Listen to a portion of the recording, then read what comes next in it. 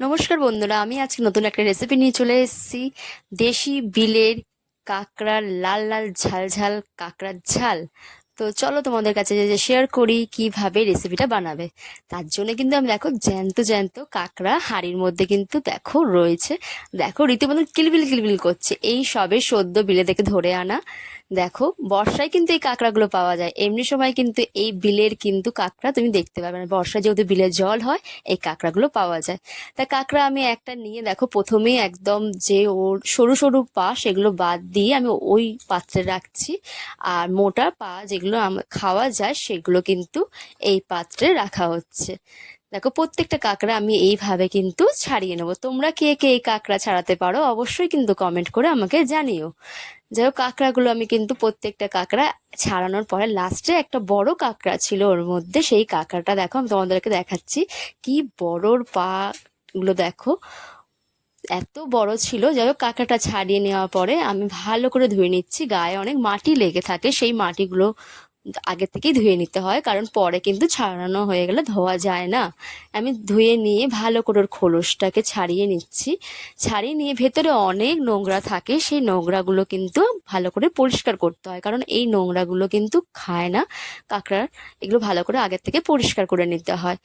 দিয়ে ভালো করে আমি ছাড়িয়ে পরিষ্কার করে নিচ্ছি। নেওয়ার পরে এই কাঁকড়ার খোলসের ভেতরে কাঁকড়ার অনেক কুসুম আছে, সেই কুসুমগুলো কিন্তু আমি বার করে নিচ্ছি। এইভাবে কিন্তু প্রত্যেকটা কাঁকড়া কিন্তু আমি ছাড়িয়ে ফেলবো। ছাড়ানোর পরে দেখো একটা কাঁকড়ার সব থেকে বেশি ডিম ছিল। আমি এই প্রথমবার কাঁকড়ার এত ডিম দেখলাম, পুরো মিহিদানার মতন লাগছিল, ভীষণ ভালো লাগছিল। যাই হোক কাঁকড়াগুলো আমি ছাড়িয়ে নিলাম। ছাড়িয়ে নেওয়ার পর দেখো আমি পুরো রেডি করে নিয়েছি। আর পরিমাণ মতন পেঁয়াজ, টমেটো আর আদা রসুন বাটা, যে আমি শিলে বাটি, আমি কিন্তু মিক্সিতে করিনি। আর আলু এতে আমি দিয়েছি। আলু আপনাদের পছন্দ, আপনারা দিতেই পারেন নাও দিতে পারেন। আমাদের বাড়ির লোক একটু আলু খেতে পছন্দ করে বলে তরকারিতে, তাই আমি একটু আলু কিন্তু এতে অ্যাড করেছি। এবার তারপরে আমি কড়া যথারীতি যতটা পরিমাণ তেল প্রয়োজন তেল দিয়ে দিলাম। তেল দিয়ে আমি কিন্তু আলুটা ছেড়ে দিলাম তেলের মধ্যে। আগে প্রথমে আমি আলু ফ্রাই করব, কারণ আলু যদি আমি ভালো করে ফ্রাই করে নিই তা আলুর ভেতরে ভালোভাবে সেদ্ধও হয় এবং খুব চটজলদি রান্নাটাও আমি করে নিতে পারবো। সেই জন্য আমি আলুটা লাল লাল করে ফ্রাই করে নিয়ে আলু কিন্তু আমি তুলে নিচ্ছি। দেখো প্রত্যেকটা আলু দেখো কতটা সুন্দর লাল লাল হয়েছে। লাল লাল করে ভেজে কিন্তু আমি আলুগুলো তুলে নিলাম। আলুগুলো যদি তোমরা ফ্রাই করে নিতে পারো, রান্নাও কিন্তু খুব তাড়াতাড়ি হয়।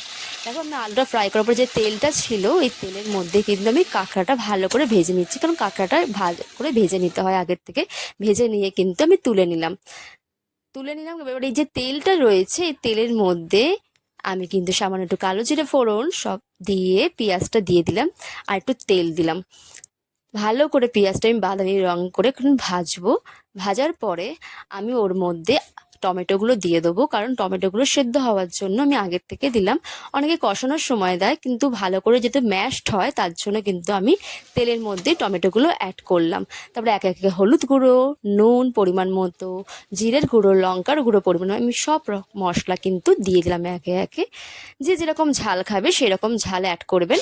আমি যেরকম আমাদের বাড়িতে যেরকম খাওয়া হয় আমি সেরকম অ্যাড করলাম। দিয়ে সামান্য জল দিলাম, তাতে মশলাটা ভালো করে কষানো হয়। কষানো হওয়ার পরে যে তেল ছেড়ে তারপরে আমি কিন্তু একটু আলুটা অ্যাড করে দিলাম, কারণ আলুটা এমনি ফ্রাই করার পর একটু সেদ্ধ হয়ে গেছিলো, আর একটু কম সেদ্ধ ছিল, সেই জন্য আমি কষানোর পরে এতে অ্যাড করে দিলাম। দিয়ে ভালো করে কিন্তু আলুটাও আমি কষিয়ে নিচ্ছি এই মশলার সাথে।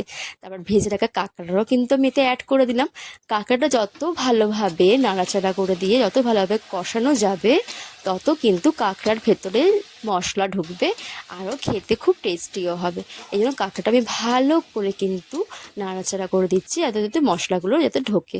তারপর আমি একটু জল অ্যাড করলাম একটু কষানোর জন্য। একটু অল্প সামান্য পরিমাণ জল দিয়ে আমি কিন্তু 2 মিনিটের জন্য চাপা দিয়ে দিলাম। চাপা দেওয়ার পরে দেখুন আমার কাঁকড়াটা দেখুন জল রীতিমতন শুকিয়ে এসছে আর ভালো কষানো হয়েছে। আমি ভালো করে নাড়াচাড়া করে দিচ্ছি। ভালো করে নাড়াচাড়া করে দিচ্ছি, কারণ কাঁকড়াটা আমার খুব ভালোভাবে কষানো হয়ে গেছে। কষানো হয়ে যাওয়ার পরে যেহেতু আমার কাঁকড়াও সেদ্ধ হয়ে গেছে, আলুও সেদ্ধ হয়ে গেছে, এবার পরিমাণ মতন যে যেরকম ঝোল খাবেন কাঁকড়ার গ্রেভি, সেই গ্রেভি করার জন্য একটু অল্প জল কিন্তু আমি অ্যাড করে দিলাম। দেখুন ঝোলটা কিন্তু রীতিমতন ফুটছে। আমার কাঁকড়ার রেসিপি পুরো রেডি। আমি থালায় সার্ভ করে দিয়েছি। দেখুন লাল লাল ঝাল ঝাল দেশি বিলের কাঁকড়া এই বর্ষাকালে একমাত্র পাওয়া যায়, খুব টেস্টি হয়। আপনাদের কেমন লাগলো এই রেসিপিটা অবশ্যই কিন্তু কমেন্ট করে জানাবেন। এই লাল লাল ঝাল ঝাল দেশি